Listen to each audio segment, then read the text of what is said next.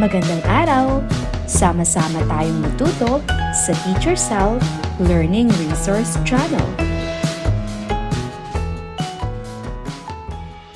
First Term Examination Reviewer in GMRC 5. Ano ang pangunahing layunin ng pag-iimpok?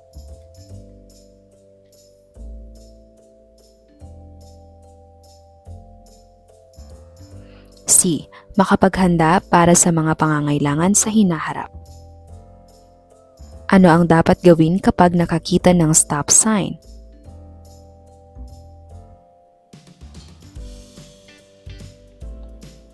A. Tumigil muna at magpatuloy lamang kapag ligtas na. Alin ang wastong paraan ng pangangalaga sa banal na aklat o katumbas nitong babasahin?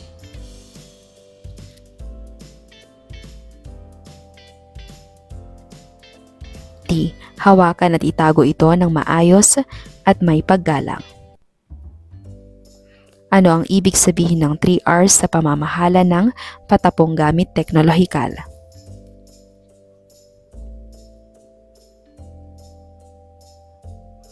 B. Reduce, reuse, recycle. Pagod na umuwi ang tagapangalaga ni Nika. Ano ang pinakamainam niyang gawin?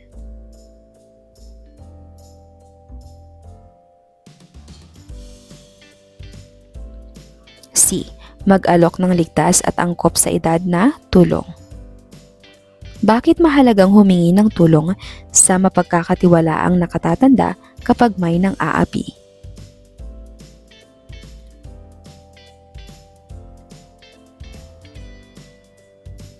B. Para mapangalagaan ang sariling kaligtasan at karapatan.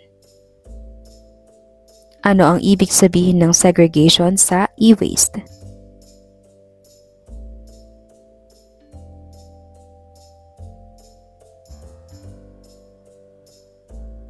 C. Paghihiwalay ng patapong kagamitan ayon sa uri o materyal. Alin ang tungkulin ng magulang o tagapangalaga sa anak?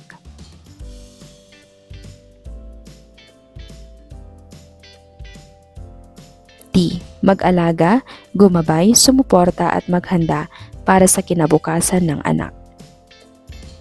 Hinahamon si Marco ng kaibigan na gumawa ng mapanganib na gawain. Ano ang dapat niyang gawin?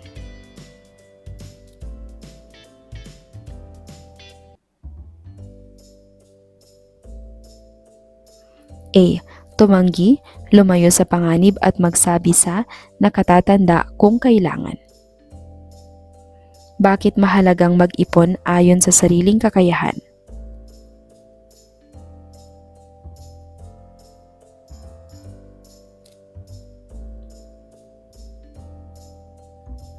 D. Para makapaghanda ng hindi lumalampas sa sariling kakayahan. Kung may pedestrian lane, saan pinakaligtas tumawid?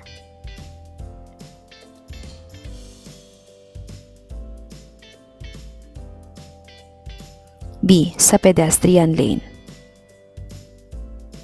Bakit mahalaga ang regular na pagbabasa o pagninilay sa banal na babasahin?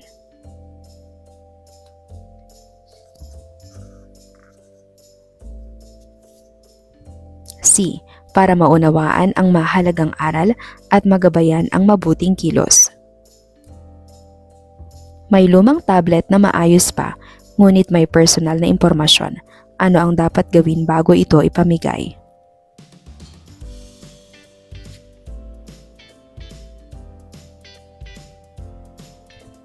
B. Alisin ang personal na impormasyon at accounts at humingi ng gabay sa nakatatanda. Alin ang kilos na nagpapakita ng paggalang sa sariling buhay?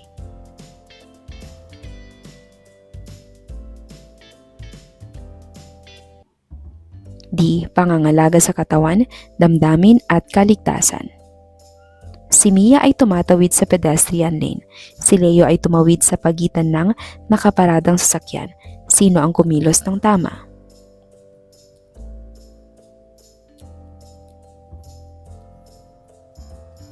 A. Si Mia dahil ginamit niya ang nakalaang tawiran. Alin ang wastong paraan ng pagsasabuhay ng sariling pananampalataya?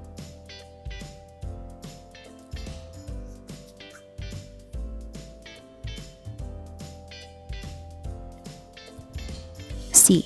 Maglaan ng oras sa panalangin at pagninilay sa banal na babasahin. Bago ipamigay o ipa-recycle ang lumang cellphone, ano ang mahalagang gawin?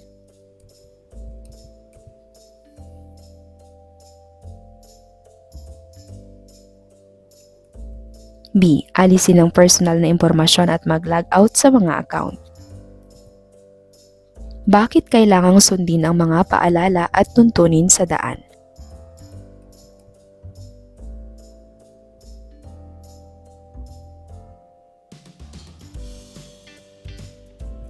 D. Para makatulong sa kaligtasan at kaayusan ng lahat. May baon si Liza para sa isang linggo. Kailangan niya ng gamit sa proyekto at nais ding mag-ipon. Ano ang pinakamainam gawin?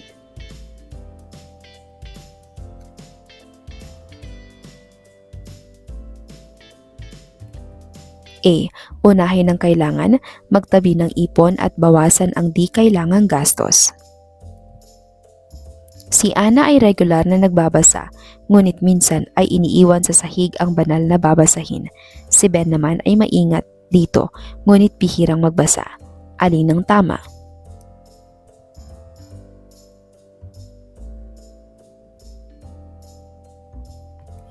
C. Pareho silang may mabuting ginagawa, ngunit may kailangan pang pagbutihin. May bawal tumawid sa malapit kay Kim, ngunit may pedestrian lane sa di kalayuan. Ano ang dapat niyang gawin?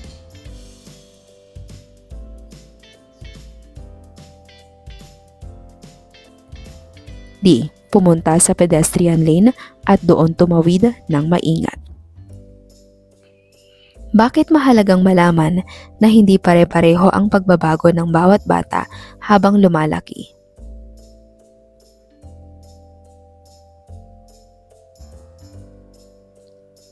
A. Para tanggapin at igalang ang sariling pag-unlad at pagkakaiba ng iba. Nakatanggap si Carlo ng paanyaya na mandaya sa pagsusulit. Ano ang pinakamainam niyang gawin?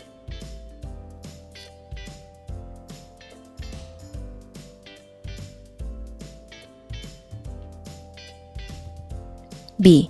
Tumanggi at kumilos ng tapat. Bakit mahalagang paghiwa-hiwalayin ng tama ang e-waste?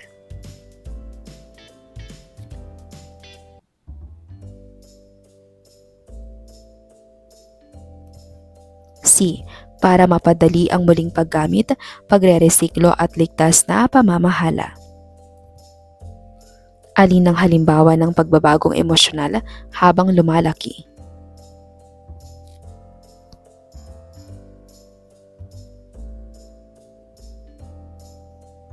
D. Pagiging mas sensitibo sa ilang pangyayari. Alin ang wastong paraan ng pagpapakita ng pagmamahal sa magulang o tagapangalaga?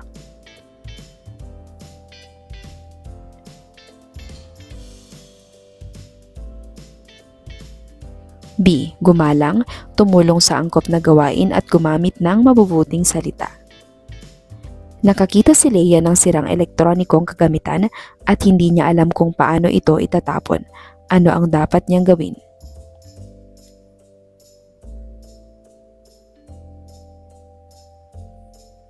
D.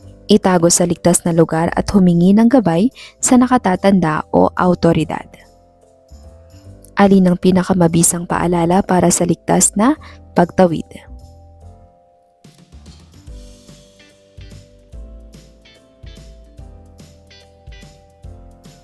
A. Gamitin ang nakalaang tawiran, tumingin sa daan at tumawid lamang kapag ligtas. Napapansin ni Bea na nagbabago ang kanyang katawan at damdamin. Ano ang dapat niyang gawin kung nababahala siya?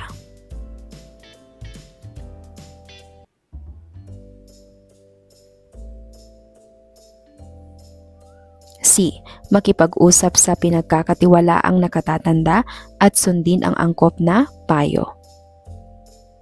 Bakit mahalagang kilalanin ang sakripisyo ng magulang o tagapangalaga?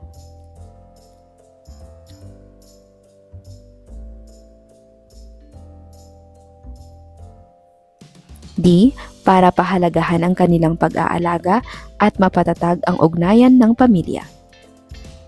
Iba-iba ang pananampalataya ng mga mag-aaral sa isang pangkat. Ano ang pinakamainam na gawin?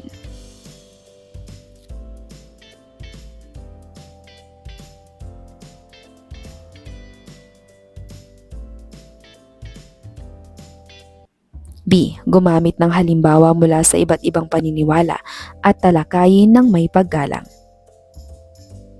Nagmamadali ang magkakaibigan at gustong tumawid sa gitna ng kalsada kahit may pedestrian lane.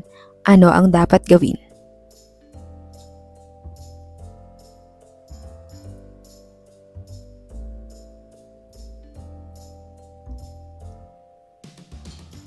A. Gamitin ang pedestrian lane at tumawid lamang kapag ligtas. Gagawa si Marco ng plano para sa lumang cellphone ng pamilya. Alin ang pinaka-kumpleto?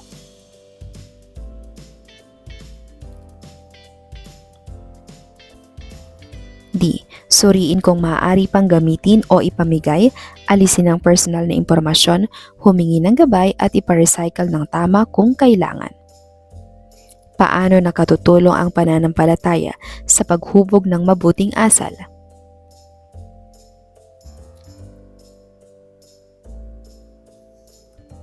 C. Maaari itong gumabay sa pagkilala at pagpili ng mabuti. Walang perang pambili ng regalo si Luis, ngunit nais niyang pasalamatan ang kanyang magulang. Ano ang pinakamainam na gawin?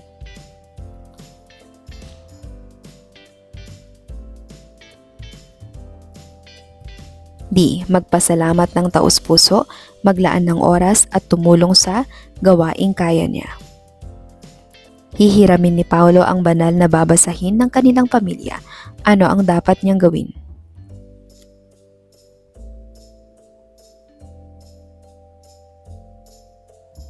A.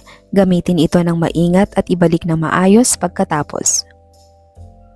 Si Joel ay nagbibigay ng mamahaling regalo, ngunit madalas sumagot ng pabalang. Si Mara ay walang mamahaling regalo, ngunit magalang at matulungin. Sino ang mas malinaw na nagpapakita ng pasasalamat?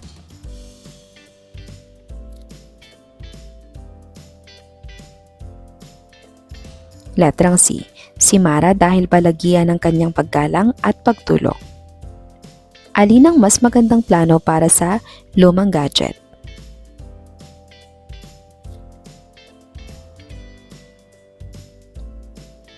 B. Suriin kung maaari pang gamitin, alisin ang personal na impormasyon at alamin ang tamang recycling o disposal. Gagawa si Mira ng lingguhang plano sa pagninilay at pangangalaga. Alin ang pinaka-kumpleto?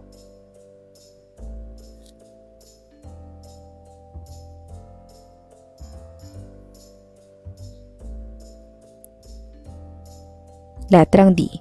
Magbasa o magnilay, ingatan ang babasahin, isabuhay ang mabuting aral at igalang ang paniniwala ng iba. Gagawa si Ella ng isang linggong plano ng pasasalamat para sa kanyang magulang. Alin ang pinakamahusay?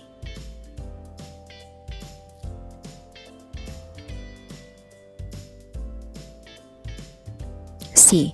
Magpakita ng paggalang, tumulong sa ligtas na gawain, maglaan ng oras at pagnilayan ang kanilang ugnayan.